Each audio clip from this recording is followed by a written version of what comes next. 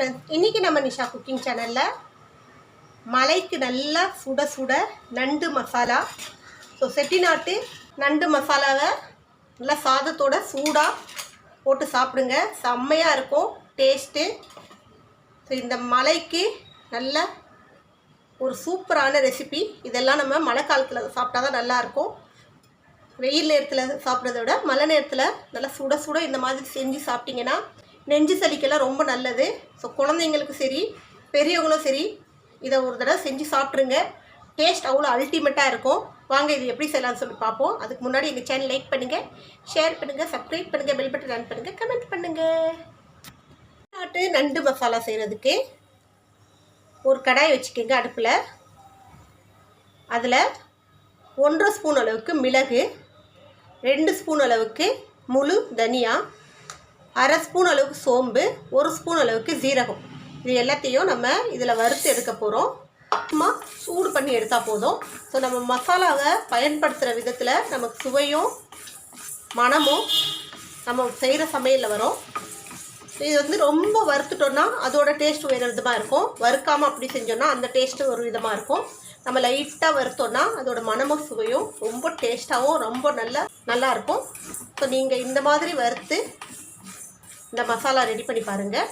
இது வந்து ரொம்ப செவக்க வறுக்காமல் சும்மா அந்த சூடு ஏறுற அளவுக்கு வறுத்தா போதும். அதுலேருந்து ஒரு மாதிரி வாசனை வரும், அந்த அளவுக்கு வந்தால் போதும். இப்போ இந்த வறுத்த மசாலாவை ஒரு மிக்ஸி ஜாரில் போட்டு கொஞ்சம் குறைன்னு அரைச்சிட்டு வந்துடலாம். இந்த மாதிரி மசாலாவை அரைச்சிக்கிங்க, வறுத்த மசாலாவை. இப்போ இதோட ஒரு 4 பச்சை மிளகா, கொஞ்சோண்டு கருவேப்பிலை, சின்ன வெங்காயம் ஒரு 2 கைப்பிடி அளவுக்கு, நம்ம எந்த அளவுக்கு நண்டு எடுக்கிறோமோ அந்த அளவுக்கு போட்டுக்குங்க. சின்ன வெங்காயத்தில் செஞ்சால் தான் இது நல்லா டேஸ்ட்டாக இருக்கும். இப்போ சாம்பார் வெங்காயம். இப்போ இந்த இஞ்சி பூண்டு இருக்கு இல்லைங்களா, இதை வந்து நம்ம மசாலாவோட போட்டு அரைக்கக்கூடாது. இதை நம்ம இடித்து நசுக்கி வச்சுக்கணும். இப்போ இந்த மசாலாவும் ரொம்ப பேஸ்ட்டாக அரைக்காமல் கொஞ்சம் குறைன்னு இருக்கிற மாதிரி அரைச்சிட்டு வரணும். இந்த மசாலா இந்த அளவுக்கு குறைன்னு இருக்கணும், ஃபைன் பேஸ்ட் ஆகக்கூடாது.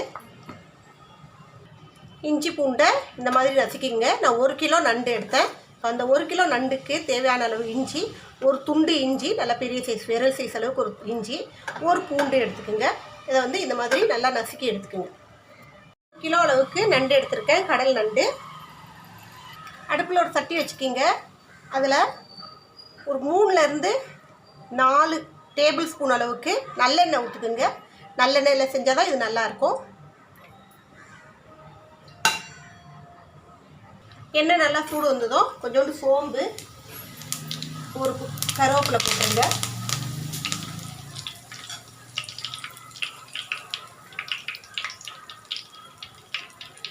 போய் இது நசுக்கி வச்சுருக்கிற இஞ்சி பூண்டு போட்டுக்கலாம்.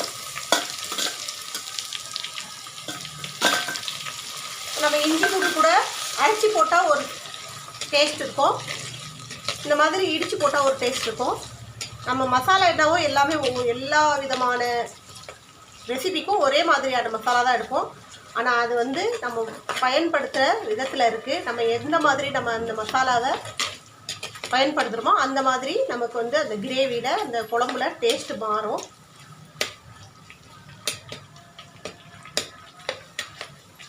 இஞ்சி பூண்டு கொஞ்சம் நல்லா வதங்கட்டும். இஞ்சி பூண்டு நல்லா வதங்கிடுச்சு. இப்போ நம்ம அரைச்சி வச்சுருக்கிற இந்த மசாலா இதை போட்டுக்கலாம். மசாலா நல்லா வதக்கிங்க.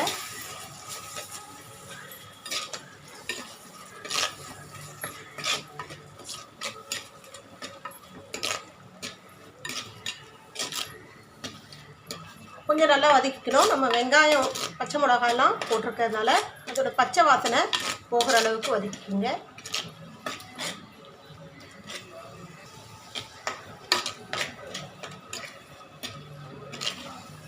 மசாலா நல்லா வதங்கினதும் நம்ம ஒரு தக்காளியை கையால் பிழிஞ்சி போடணும். கட் பண்ணி போடக்கூடாது, அரைச்சோ போடக்கூடாது. கையால் நல்லா பிழிஞ்சி விட்டுக்கணும். ஒரு தக்காளி போட்டால் போதும். இப்போ இதுக்கு தேவையான அளவு உப்பு, 1 ஸ்பூன் மஞ்சள் பொடி, 1/2 ஸ்பூன் தனி மிளகாய் பொடி. மிளகாய் பொடி வந்து நம்ம கொஞ்சமாக தான் போடணும். இதுக்கு வந்து ஹைலைட்டே பெப்பர் தான். இந்த பெப்பருடைய சுவை தான் நல்லா தூக்கலாக காட்டணும். ஸோ மிளகா பொடி வந்து காரம் நமக்கு பெப்பருடைய காரம் அந்தளவுக்கு சேராதுன்றதுக்காக மிளகா பொடி கொஞ்சோண்டு போடுறோம். ஆல்ரெடி நம்ம வந்து பச்சை மிளகாவும் போட்டிருக்கோம். நல்லா எல்லாத்தையும் சேர்த்து நல்லா வதக்கிங்க. இப்போ நான் எல்லா மசாலாவும் போட்டாச்சு. இந்த லாஸ்ட்டில் நம்ம இந்த நண்டை போட்டு கொஞ்சம் நல்லா பெரட்டி விட்டுடலாம். நண்டு வந்து மசாலா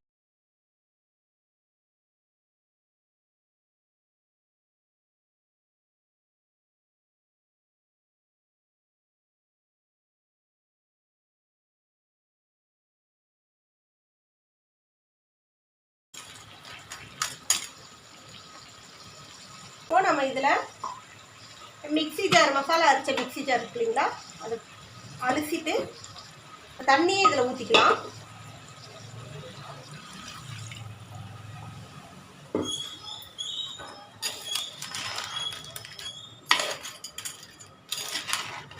அவ்வளோதான். இந்த ஸ்டேஜில் உப்பு உரைப்பெல்லாம் பார்த்துக்குங்க.